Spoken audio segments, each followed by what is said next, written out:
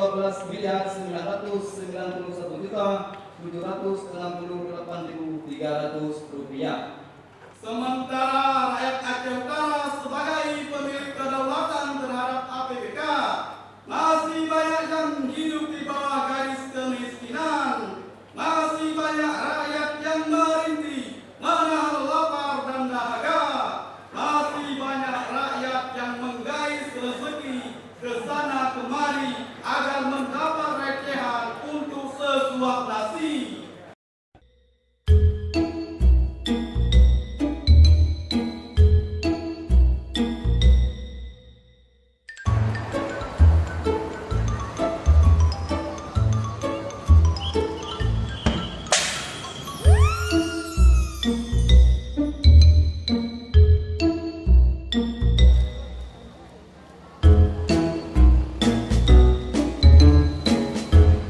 Sebenarnya apa yang dilihat waktu sidang itu?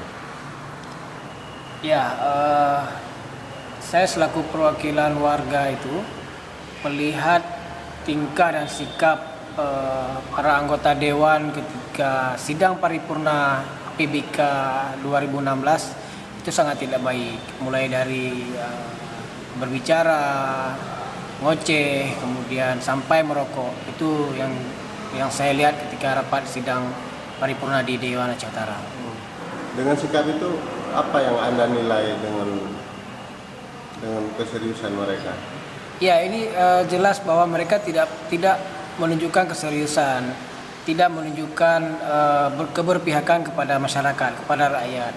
Sikap-sikap seperti itu seharusnya tidak boleh mereka tunjukkan apalagi di sidang paripurna. Sidang paripurna juga membahas agenda yang sangat penting bagi rakyat, itu soal anggaran di tahun 2016, anggaran untuk masyarakat, untuk kemajuan Aceh Utara sendiri. Nah, sementara anggota dewan sendiri tidak begitu peduli dengan itu. Acuh, mereka hanya peduli dengan kenyamanan diri sendiri, kehidupan mereka secara pribadi.